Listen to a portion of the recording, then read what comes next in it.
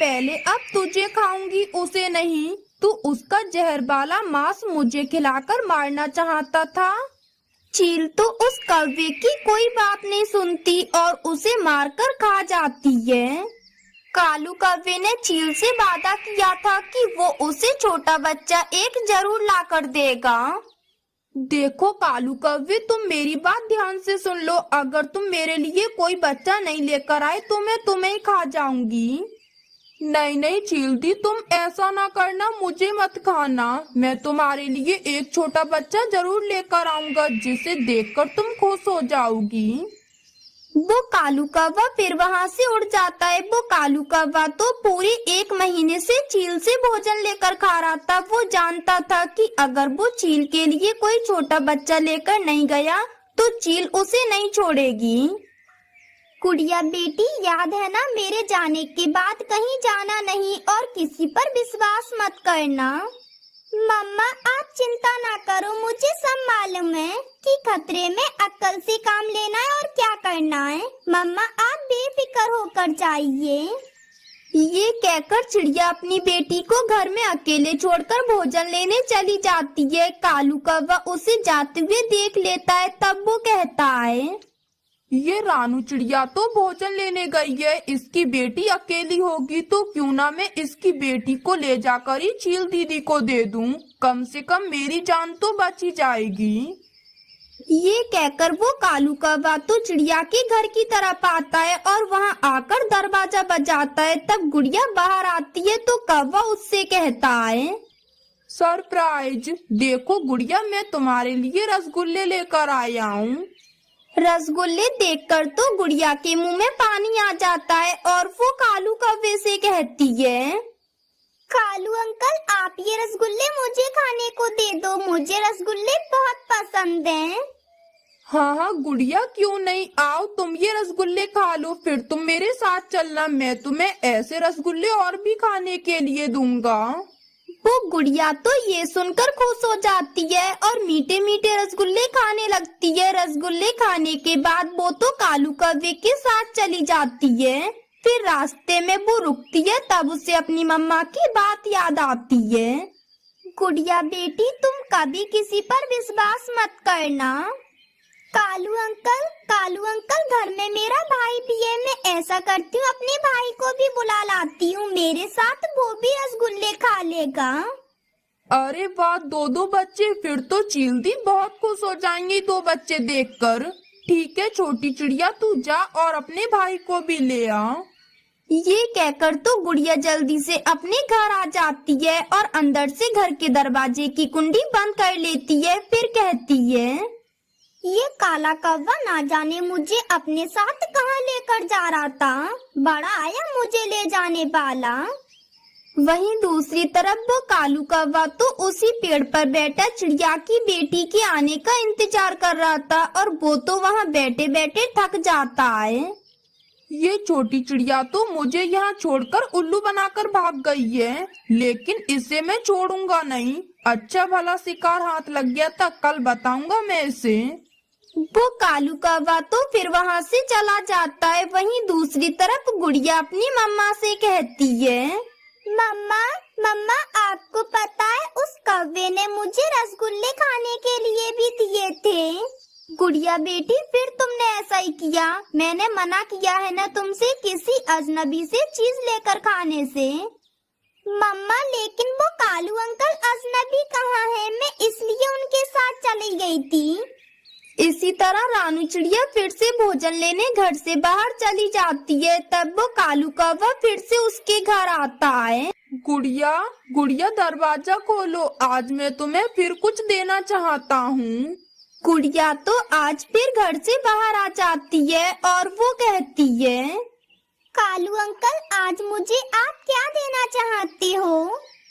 मैं कबूतर की दुकान पर जा रहा हूँ, मैं वहाँ से तुम्हें गुब्बारे दिलवाऊंगा। उसकी दुकान पर हर तरह के गुब्बारे मिलते हैं, मैं तुम्हें लाल पीले हरे गुब्बारे दिलवा दूंगा। क्या आप सच बोल रहे हो? मुझे तो गुब्बारे बहुत पसंद है और वो भी रंग बिरंगे। वो कालू कौवा तो फिर गुड़िया को अपने साथ कबूतर की दुकान पर ले जाता है और वो वहाँ से उसे गुब्बारे दिलवा देता है। तब गुड़िया कहती है, अंकल अंकल आपने तो कहा था कि आप मुझे सब तरह के गुब्बारे दिलवाओगे, लेकिन इनमें हरा तो है नहीं है। गुड़िया, हरा गुब्बारा मेरे घर पर रखा है, तुम मेरे साथ चलो, मैं तुम्हें अपने घर से लेकर दे दूंगा।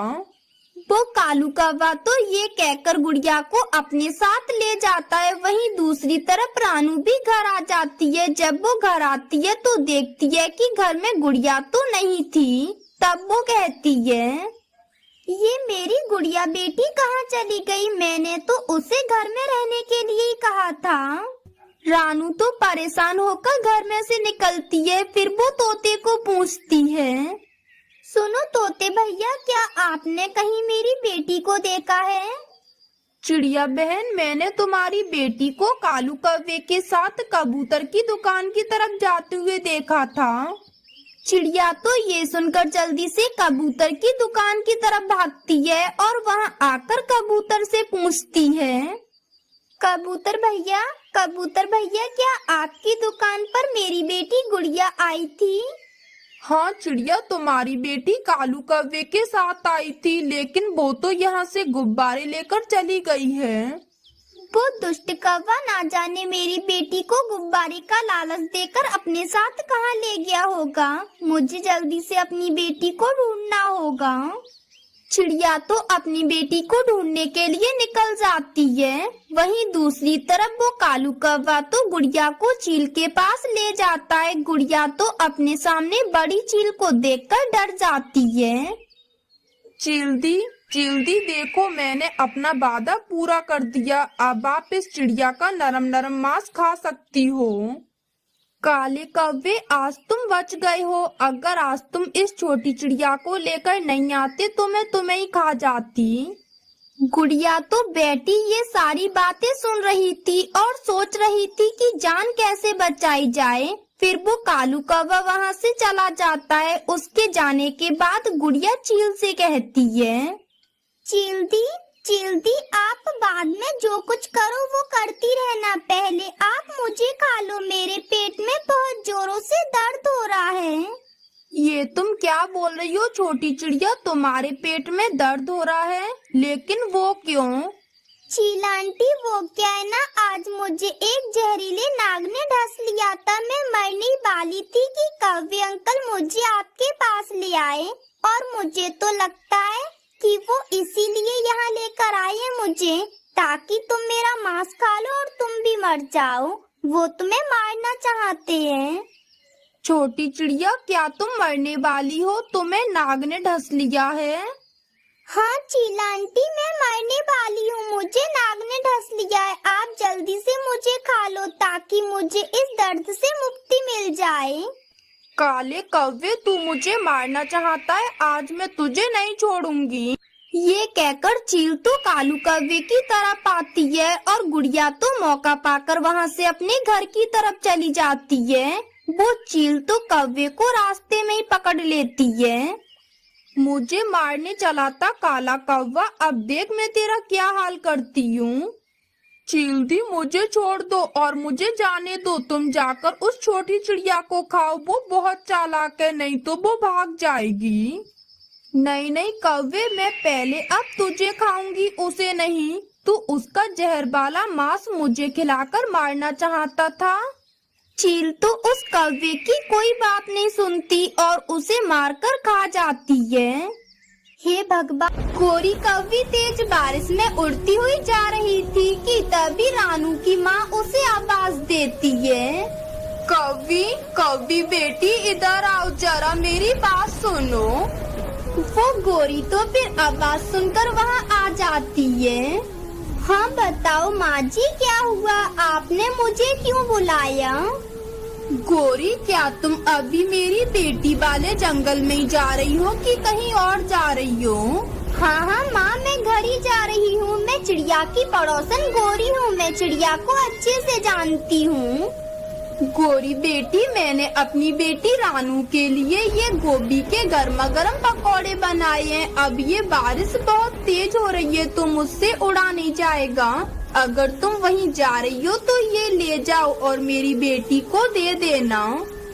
गोरी कौवी जब पकौड़े देखती है तो उसके मुंह में तो पानी आ जाता है और वो कहती है, हाँ हाँ क्यों नहीं माँ जी, मैं ले जाऊंगी जरूर, लाओ मैं ले जाती हूँ। ये कहकर गोरी कौवी तो वो पकौड़े लेती है और वहाँ से उड़ जाती है। वो पकौड़े लेकर तेज बारिश में उड़ती हुई आ रही थी, तभी वो एक जगह रुक जाती है और कहती है, मैं अगर इनमें से थोड़े पकौड़े खा लूं तो चिड़िया को क्या ही पता चलेगा। वैसे भी मुझे बहुत भूख लगी है, मैं खा लेती हूँ इसमें से थोड़े पकौड़े। वो गोरी कौवी तो फिर वो पकौड़े खाने लगती है। वो पकौड़े तो बहुत स्वादिष्ट थे, इसलिए गोरी कौवी तो खुद को रोक ही नहीं पाती और वो खाते खाते सारे पकौड़े ही खत्म कर देती है। अरे वाह, ये पकौड़े तो बड़े स्वादिष्ट थे, मैं तो सारे ही खा गई। ये कहकर गोरी कौवी तो अपने घर आने लगती है। फिर ऐसे ही सुबह हो जाती है। गोरी अपने घर के बाहर बैठी थी कि तभी रानू उसके पास आती है और कहती है, गोरी बहन, कल तुम मेरी माँ वाले जंगल में गई थी, क्या मेरी माँ ने तुम्हें कुछ खाने के लिए दिया है? नहीं नहीं चिड़िया, मुझे तो कुछ भी नहीं दिया तुम्हारी माँ ने, अगर वो देती तो मैं तुम्हें जरूर देने आती। फिर ऐसे ही 2-3 दिन बीत जाते हैं। एक दिन रानू की माँ पारो से मिलने के लिए रानू के घर आती है और उससे कहती है, मेरी बेटी रानू, और बताओ मेरे पकौड़े कैसे थे? मैंने गोभी के पकौड़े खुद अपने हाथों से गर्मा गर्म बनाकर भेजे थे तुम्हारे लिए। माँ, आप कौन से पकौड़ों की बात कर रही हो? मेरे पास तो कोई पकौड़े नहीं आए। बेटी, मैंने तो गोरी के हाथों भिजवाए थे तुम्हारे लिए पकौड़े, उसने तुम्हें दिए नहीं।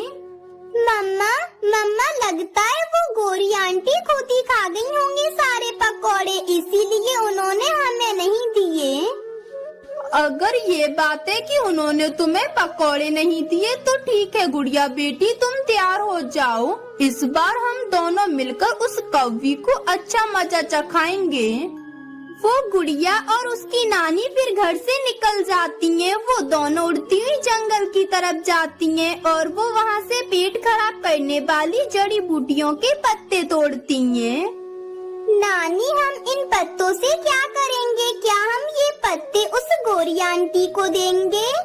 गुड़िया बेटी, बस तुम देखती जाओ कि हम अब क्या करेंगे, क्योंकि उस कौवी ने तुम्हारे पकौड़े खाए हैं, मैं उसे अच्छा सबक सिखाऊंगी अब।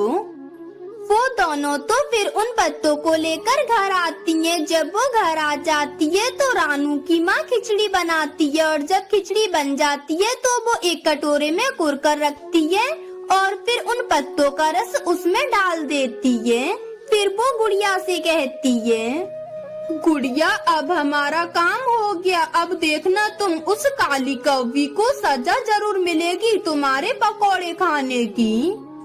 ये कहकर गुड़िया की नानी तो गुड़िया के कान में एक बात कहती है, जिसे सुनकर गुड़िया खुश हो जाती है और फिर वो खिचड़ी को लेकर गोरी के घर आती है और उसे वो खिचड़ी देते हुए उससे कहती है, गोरी आंटी, मेरी मम्मा ने ये गर्मा गर्म स्वादिष्ट खिचड़ी बनाई है, तो क्या तुम इस खिचड़ी को मेरी नानी को दे आओगी? गुड़िया की ये बात सुनकर वो गोरी तो खुश हो जाती है और खिचड़ी देखकर तो उसके मुंह में पानी आ जाता है। तब वो कहती है, हाँ क्यों नहीं गुड़िया, वैसे भी मैं वहाँ दूसरे जंगल में आज जाने ही वाली थी। मैं ये खिचड़ी तेरी नानी को दे दूंगी। मैं उस जंगल में घूमूंगी फिरूंगी और खिचड़ी देकर वापस आ जाऊंगी अपने घर। वो गोरी तो फिर वो खिचड़ी लेकर वहाँ से उड़ जाती है। गुड़िया की नानी तो वहीं नीचे पेड़ के पीछे छिपी हुई ये सब कुछ देख रही थी। फिर गुड़िया अपनी नानी के पास आ जाती है। तब उसकी नानी उससे कहती है, गुड़िया मेरी बेटी, अब तुम जाओ, जाकर रानू को भी बुला लाओ, वो भी गोरी का तमाशा देखेगी। ये सुनकर तो वो गुड़िया फिर अपनी मम्मा को बुलाने के लिए आती है। अपनी मम्मा के पास आकर वो कहती है, मम्मा मम्मा जल्दी से चलिए, आज आपको बहुत मजा आने वाला है, जल्दी चलिए मेरे साथ। गुड़िया मेरी बेटी पहले मुझे बताओ तो कि क्या हुआ है। मम्मा मैंने और नानी ने खिचड़ी में पेट खराब करने वाले पत्तों का रस डाल के उस कौवी को दे दिया है। वो गुड़िया तो फिर अपनी माँ को लेकर वहाँ से उड़ती है। वहीं दूसरी तरफ गोरी तो वो खिचड़ी लाकर एक जगह बैठ जाती है और कहती है, शायद वो बेचारी छोटी चिड़िया अभी ये जानती नहीं है कि मैं कौन हूँ। मैं गोरी हूँ गोरी। अब ये खिचड़ी तो मेरी है मेरी, मैं खाऊंगी इसे मजे से। वो गोरी कौवी तो फिर वो खिचड़ी खाने लगती है। वो तो मजे से पूरी खिचड़ी खा लेती है। अभी थोड़ी देर हुई थी कि गोरी के पेट में तो दर्द होना शुरू हो जाता है और वो रोने लगती है। हाय ये मुझे क्या हो गया, मेरा पेट इतना दर्द क्यों कर रहा है, मेरे पेट में अचानक से ये क्या हो गया, मेरा पेट। वो गोरी कौवी तो ऐसे रो रही थी और दर्द के मारे चिल्ला रही थी। तभी पारो, रानू और रानू की बेटी गुड़िया तीनों वहाँ आ जाती हैं। तभी पारो कहती है, क्यों काली कौवी, गर्मा गर्म पकौड़े खाकर तुम्हारे पेट में दर्द नहीं हुआ था? अब पता चला तुम्हें? ये खिचड़ी मैंने भिजवाई थी और इसमें मैंने पेट दर्द करने वाली दवा मिलाई थी। अब मजा आया तुम्हें? मुझे भी पारो कहते हैं, पारो। इस तरह उस गोरी कौवी को तो उसकी गलती की सजा मिल जाती है। वो अपने किए पर पछता रही थी और फिर जल्दी से शौचालय की हो भोजन में। मैं तो मांस खाता हूँ, जैसे मेरी मम्मा खाती है मैं भी खाता हूँ। हम मम्मा बेटा दोनों ही मांस खाते हैं, हमें मांस अच्छा लगता है। क्या तुम मांस खाते हो? क्या तुम्हें मांस का स्वाद अच्छा लगता है? मैंने तो कभी मांस नहीं खाया। अच्छा तो तुम मुझे ये बताओ, तुम पक्षी क्या खाते हो? अगर तुम मांस नहीं खाते तो क्या खाते हो? किससे अपना पेट भरते हो? दोस्त हम तो दाना खाते हैं और मीठे फल वगैरह खाते हैं। जो मेरी मम्मा खाती है मैं भी वही खाती हूँ। दोस्त इसका मतलब हम अपनी मम्मा की तरह सेम चीज खाते हैं। जो हमारी मम्मा खाती हैं वो हम खाते हैं। अच्छा ठीक है दोस्त, अब मैं जाती हूँ, हम दोनों कल मिलेंगे। गुड़िया इस तरह अपने नए दोस्त सीनू से मिलने के बाद अपने घर की तरफ चली जाती है और घर आकर अपनी मम्मा से कहती है, मम्मा मम्मा आपको पता है आज मेरी दोस्ती मेरे जितने बड़े छोटे लोमड़ी के बच्चे से हुई है। मम्मा आज हम दोनों ने बात करी और दोस्ती कर ली। गुड़िया बेटी लोमड़ी का बच्चा, उसका घर कहाँ है और वो कहाँ रहता है? मम्मा हमारे घर के पास में ही वो एक पेड़ नहीं है, वहाँ एक गुफा सी है, उसी में रहते हैं वो दोनों। वहीं दूसरी तरफ दूसरे दिन लोमड़ी और उसका बच्चा भोजन की खोज में इधर से उधर जा रहे थे। तब वो जंगल से दूर निकल जाते हैं। वो एक जंगल में जाते हैं जहाँ गड्ढा था और उसमें बहुत पानी भरा हुआ था। जब वो वहाँ से गुजर रहे थे तब वो अचानक से दोनों उस गड्ढे में गिर जाते हैं। मेरे बेटे सीनू, तुम बिल्कुल भी मत डरना, बिल्कुल भी मत घबराना। मैं हूँ ना, मैं तुम्हें किसी तरह यहाँ से बाहर निकालूंगी। वो दोनों माँ बेटे तो उस पानी भरे गड्ढे में डूबते हुए जा रहे थे। तब किसी तरह लोमड़ी मम्मा अपने बच्चे को तो बाहर निकाल देती है और खुद उस पानी भरे गड्ढे में डूबने लगती है। वो छोटा बच्चा अपनी मम्मा को अपने से जुदा होते हुए देख रहा था। मम्मा, मेरी मम्मा, कोई मेरी मम्मा को बाहर निकालो, कोई मेरी मदद करो। मम्मा आप चिंता मत करना, मैं देखता हूँ किसी को, शायद कोई मेरी मदद करे और आपको बाहर निकाल दे। मैं देखता हूँ अभी। फिर वो लोमड़ी का बच्चा तो वहाँ से जंगल की तरफ आता है और किसी को अपनी मम्मा की मदद के लिए देखता है, पर उसे कोई नहीं दिखता। तब उससे गुड़िया कहती है, दोस्त क्या हुआ, तुम ऐसे क्यों रो रहे हो? मुझे बताओ क्या हुआ है? मेरी मेरी मम्मा एक पानी भरे गड्ढे में डूब गई हैं और वो उसमें से निकल नहीं पा रही हैं। मेरी मम्मा मुझसे बिछड़ गई हैं। छोटे दोस्त, ये तुम्हारे साथ बिल्कुल अच्छा नहीं हुआ। तुम्हारी मम्मा तुमसे बिछड़ गई। मेरी मम्मा कहती हैं कि उस पानी भरे गड्ढे में जो भी गिर जाता है वो वापस लौट कर नहीं आ पाता। लेकिन तुम चिंता न करो, कल हम तुम्हारी मम्मा को उसमें से निकालने जाएंगे। वो गुड़िया तो फिर वहाँ से चली जाती है। वहीं दूसरी तरफ किसी तरह वो लोमड़ी मम्मा उसमें से बाहर निकल आती है। वो तो रो रही थी और उसके लिए वो जंगल नया था। वो इधर उधर अपने बेटे को देख रही थी, पर उसे वहाँ कोई नहीं दिखता क्योंकि वो जंगल तो नया था। वो देखो कालू जी, वो सामने एक लोमड़ी है और देखो वो रो रही है। लगता है वो दूसरे जंगल से आई है, इस जंगल की नहीं है। गौरी, हम ऐसा करते हैं, इस लोमड़ी के पास जाते हैं और इससे दोस्ती कर लेते हैं। फिर इसे हम अपने साथ अपने घर लेकर जाएंगे और इसे अपने घर पर ही रखेंगे। फिर जंगल के सब पक्षी हमसे डरा करेंगे क्योंकि ये लोमड़ी मांस खाती है और बहुत डेंजर होती है। फिर पता है, हम पक्षियों पर हुक्म चलाया करेंगे। हाँ कालू जी, तुम एकदम ठीक कहते हो। फिर तो हम सच में उन पक्षियों पर खूब हुक्म चलाएंगे। चलो तो फिर चलते हैं इस लोमड़ी के पास। वो दोनों फिर उस लोमड़ी की तरफ आते हैं। जब वो दोनों वहाँ आते हैं तो गौरी उस लोमड़ी से कहती है, लोमड़ी, लोमड़ी जी क्या हुआ है? तुम रो क्यों रही हो ऐसे? वो क्या है कवि, मैं और मेरा बेटा इस पानी भरे गड्ढे में गिर गए थे। तब मैंने किसी तरह अपने बेटे को तो बाहर निकाल दिया, लेकिन मैं नहीं निकल पाई और मेरा बेटा किसी को मदद के लिए बुलाने के लिए इधर निकल गया। अब मैं उसे देख रही हूँ तो वो मुझे कहीं नहीं दिख रहा है। मैं इसीलिए रो रही हूँ। लोमड़ी, तुम चिंता मत करो, तुम मेरे साथ मेरे घर चलो, हमारे घर में रह लेना। तब हम तुम्हारे बेटे को ढूंढने में तुम्हारी मदद करेंगे। वहीं दूसरी तरफ आधी रात को लोमड़ी का बेटा सीनू अपनी गुफा में अकेला था और वो अकेले बहुत ज्यादा डर रहा था। वो बेचारा जहाँ अपनी मम्मा के साथ रहता था उस जगह पे आज वो अकेला था, इसलिए वो रो रहा था। मम्मा, मम्मा आप आ जाओ मेरे पास। मम्मा, मुझे अकेले डर लग रहा है। मम्मा प्लीज आ जाओ, मैं अकेले नहीं रह पाऊंगा। वो लोमड़ी का बेटा ऐसे रो रहा था। वहीं दूसरी तरफ गुड़िया कहती है, मम्मा, मम्मा देखो मेरा दोस्त रो रहा है, उसकी आवाज आ रही है। मम्मा, मम्मा मुझे आपके बिना डर लग रहा है। मम्मा मुझे अकेले नींद नहीं आ रही है।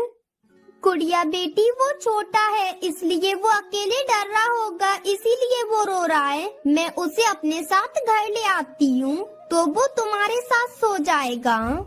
ये कहकर वो रानू तो बाहर आती है और उस लोमड़ी के बच्चे के पास आकर कहती है, बेटा तुम चिंता ना करो, तुम्हारी मम्मा 1-2 दिन में आ जाएंगी तुम्हारे साथ। ऐसा करो, तुम मेरे साथ मेरे घर चलो, तुम मेरी बेटी गुड़िया के साथ रहना।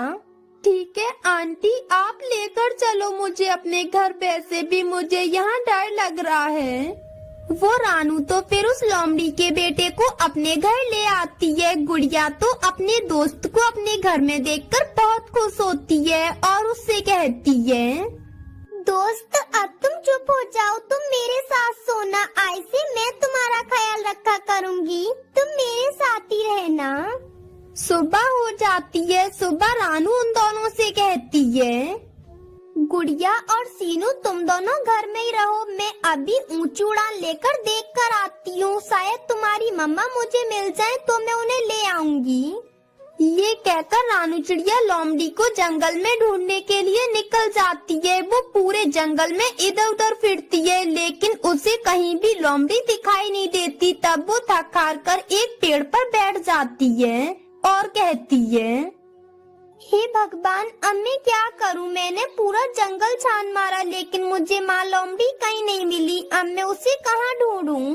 रानू ऐसा कह रही थी तब भी उसकी नजर सामने वाले घर पर पड़ती है। तब वो देखती है कि उस घर की खिड़की में से उसे लोमड़ी दिखाई देती है घर के अंदर। तो वो उस घर में आती है और कहती है, लोमड़ी जी, आप तो सीनू की माँ है ना? मैं आपको कब से ढूंढ रही हूँ, तब आकर आप मुझे यहाँ दिखी तो मैं यहाँ आई हूँ। आपका बेटा मेरे घर पर है, आप चलो मेरे साथ, अपने बेटे को ले जाओ वहाँ से, वो आपको याद करके बहुत रो रहा है। वो लोमड़ी तो ये सुनकर खुश हो जाती है और उस रानू के साथ उसके घर आती है। जब वो उसके घर आती है तो वहाँ अपने बेटे को देखकर बहुत खुश होती है। फिर चिड़िया का धन्यवाद करती है और अपने बेटे को वहाँ से ले जाती है। दूर किसी जंगल में सारे पक्षी मिलजुल कर रहते थे और वो मुसीबत में दूसरों की मदद भी किया करते थे और उनमें 3 दोस्त भी रहते थे। एक का नाम